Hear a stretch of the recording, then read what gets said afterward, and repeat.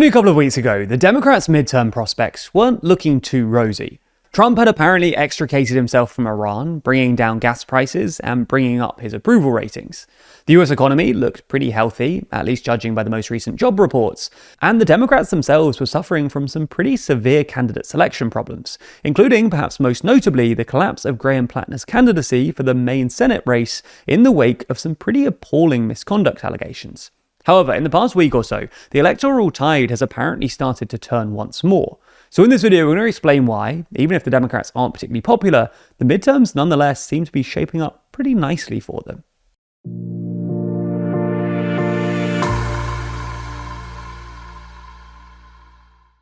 Sick of slop?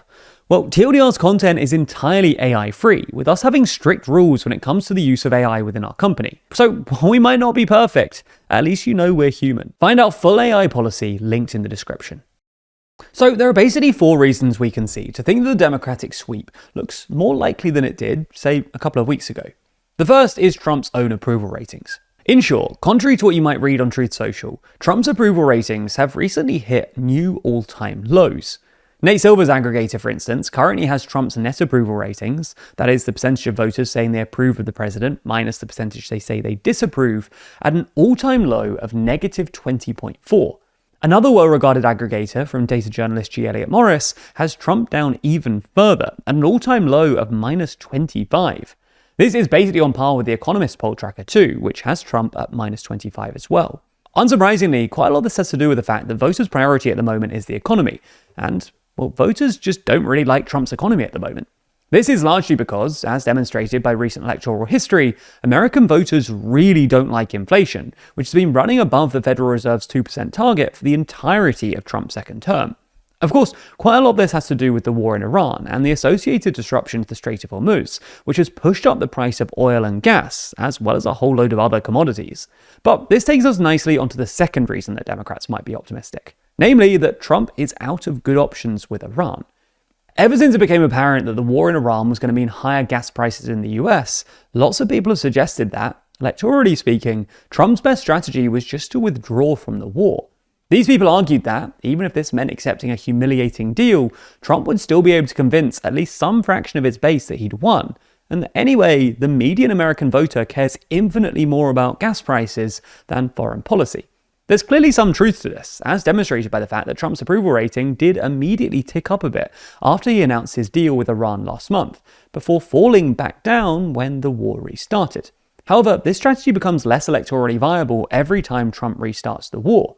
This is both because it becomes harder to convince anyone that the US did in fact win, and because every time Trump restarts the war, only to back down again once oil prices or treasury yields get too high, it gives the Iranians more confidence in their ability to extract further concessions.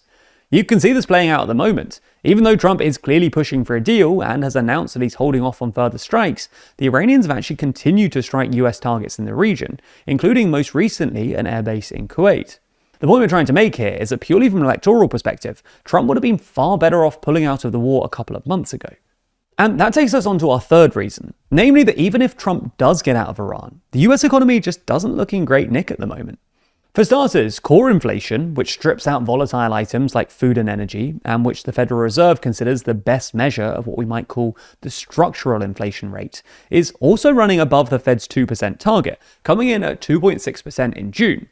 This implies that even if Trump gets out of Iran and energy prices fall, we shouldn't expect inflation to immediately fall below 2%. The GDP numbers don't look that much better. The Bureau of Labor Statistics reported last month that the US economy grew by 1.5% in the second quarter of 2026, down from 2.1% in the previous quarter, and despite the fact that the US is due to run a budget deficit representing 6% of GDP this year.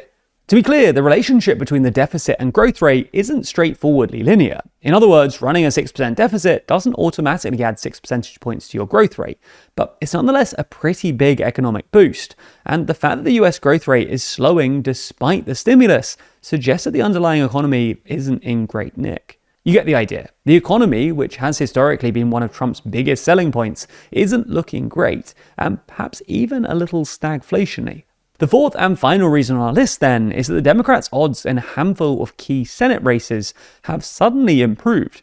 For context, while most bookies think that the Democrats will probably flip the House, the Senate is more of a toss-up, and whether Democrats can flip it will depend on how they fare in a handful of key races. Fortunately for the Dems, the polls look pretty good at the moment.